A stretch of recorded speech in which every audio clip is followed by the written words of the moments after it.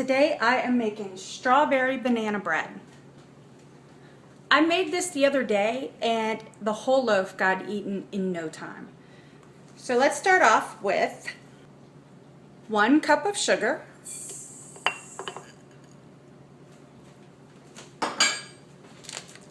1/2 cup of butter or 1 stick of butter, and we're going to cream that together.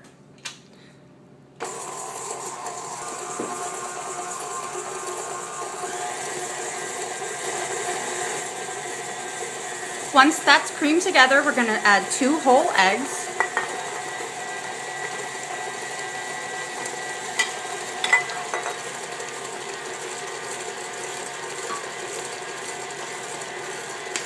And 1/2 teaspoon of vanilla.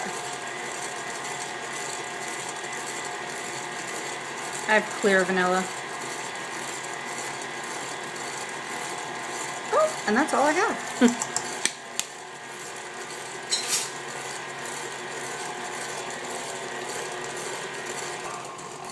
Once that's all combined, we are going to add 1 teaspoon of salt and 1 teaspoon of baking soda. Oops.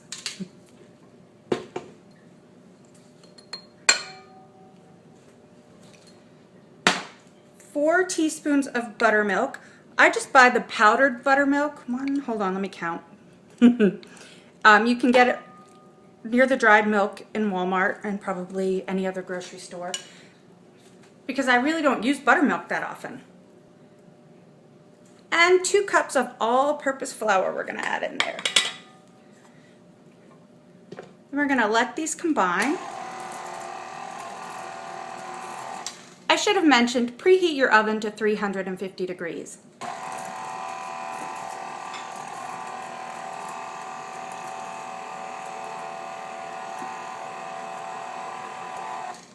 I'm going to scrape down the sides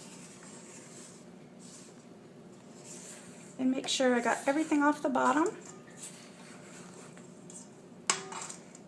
and try not to make a mess in the process. Whoops, never mind.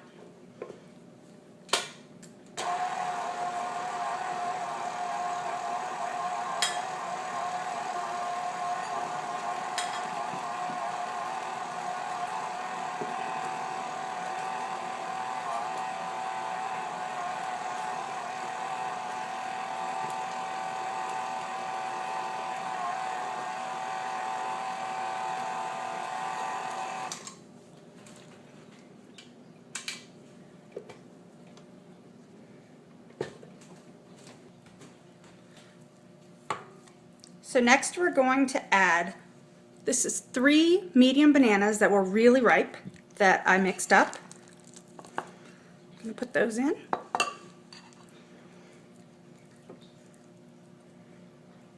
I mean mashed. I guess I mixed them too. And this is 1 cup. The strawberries were frozen and I measured them. Oops, there's some banana in there.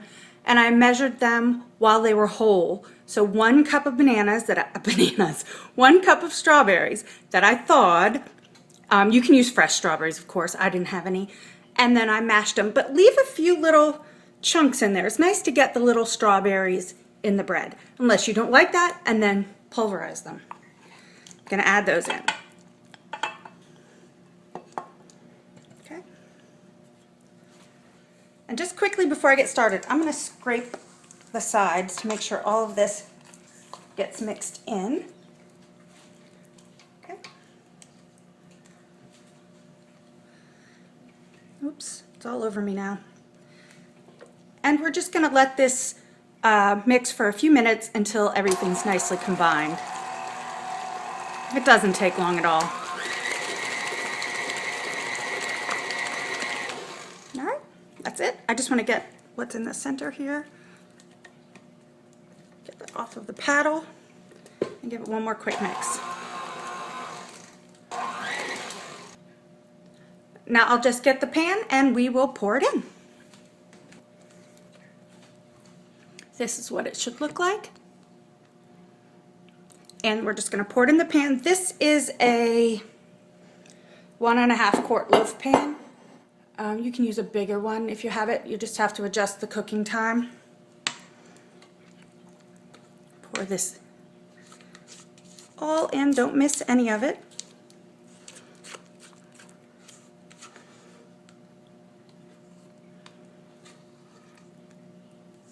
This is a weird angle.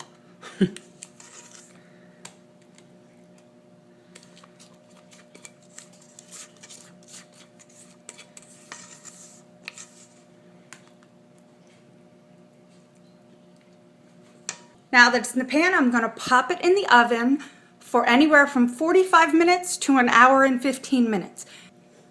It really depends on the size of your pan, if your oven is running hot or cold, or, you know, it just depends. So at 45 minutes, take a skewer, or I just use a really thin knife, check it, because it's going to look done on top, but sometimes you can see it kind of wiggling. If you do this, you can see it kind of wiggling. You'll see. So you definitely want to test it to make sure it's done. If not, I start checking it every 5 minutes after 45 minutes if it's not done. I'll be back when this is done so you can see what it looks like. Here's what it looks like when it comes out of the oven.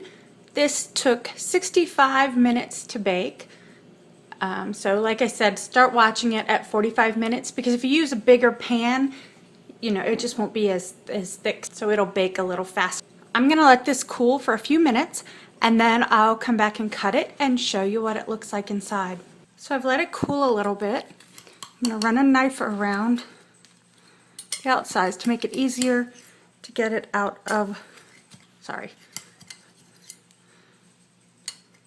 out of the pan.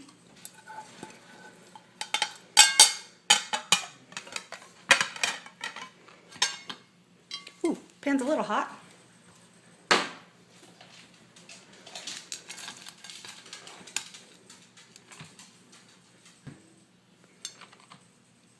Okay, and cut a slice off. You can hear the dog in the background.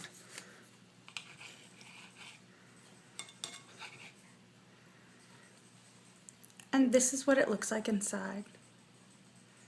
It is so delicious. You have to try this recipe. If you try this recipe, leave a comment below and let me know just how amazing you think it is. You could probably add nuts to this as well, but I never add nuts to fruit bread. So if you like this recipe, give it a thumbs up and subscribe to my channel. You can also find me on Pinterest, Instagram, Facebook, and Twitter at Lee'sHome05. I will leave the links to all of those below in the description box. Thanks for watching. Bye.